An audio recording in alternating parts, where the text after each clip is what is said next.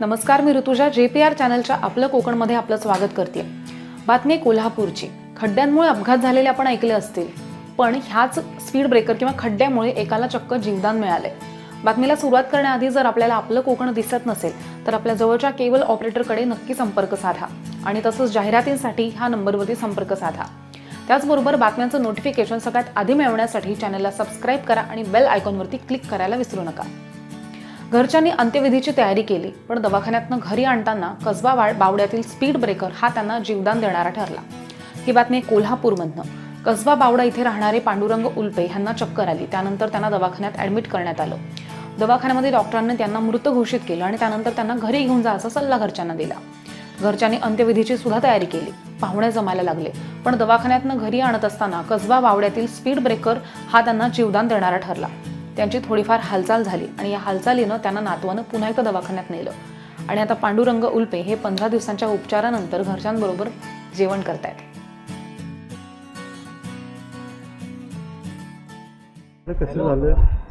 16 डिसेंबर रोजी आजांना थोडंसं अस्वस्थ वाटत होतं। ते बसले होते घरात, त्यांना चक्कर वगैरे आल्यासारखं जाणवलं, घाम वगैरे फुटलेला।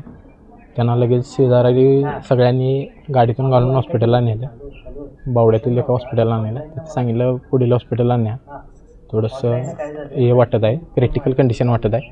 तिथून पुढे गेल्यानंतर लगेच आम्ही कोल्हापुरातील एका खाजगी हॉस्पिटलमध्ये गेलो।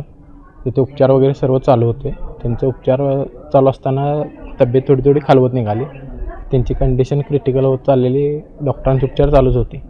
त्यावेळेला नंतर डॉक्टरांनी सांगितले की त्यांची प्राणज्योत मालवत चालली आहे।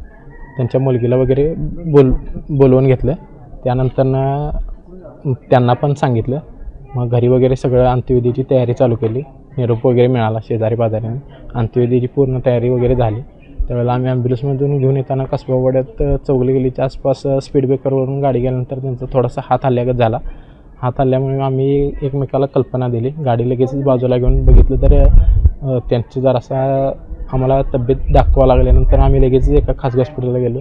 ECG वगैरे काढला, त्यानंतर थोडं दाखवल्यानंतर डॉक्टर म्हणले पुढील उपचारासाठी परत एकदा दवाखान्यात जावा। आम्ही DY पाटील हॉस्पिटलला वगैरे गेलो, तिथे कंडिशन क्रिटिकलच होती, पण डॉक्टरांना आम्ही सांगितलं तुम्ही तुमच्यापर्यंत प्रयत्न करा, काय असेल ते आमच्या नशिबाची साथ। नंतर आजोबांचं थोडं औषधांना उपचारांना रिस्पॉन्स मिळायला लागला। त्यांचा हात वगैरे हालचाल पुन्हा चालू झाल्यानंतर डोळे वगैरे उघडले। आम्ही जरा आनंदात भारावून गेलो। त्यांना उपचार प्रॉपर चालू केले डॉक्टरांनी, त्यांना साथ मिळत गेली आणि DY पाटील हॉस्पिटल वगैरे परत त्यांच्या अँजिओप्लास्टीच्या उपचारासाठी निरामय हॉस्पिटल वगैरे आम्ही सर्व शर्तीचे प्रयत्न केले आणि आमचे आजोबा सुखरूप घरी आले। धन्यवाद डॉक्टर DY पाटील हॉस्पिटल, निरामय हॉस्पिटलचे डॉक्टर शेखर बेसे आणि त्यांच्या स्टाफने वगैरे आम्हाला अत्यंत चांगली हे कॉपरेट केलं, आम्हाला चांगलं रिस्पॉन्स दिला। त्यामुळे त्यांना सर्वांना धन्यवाद।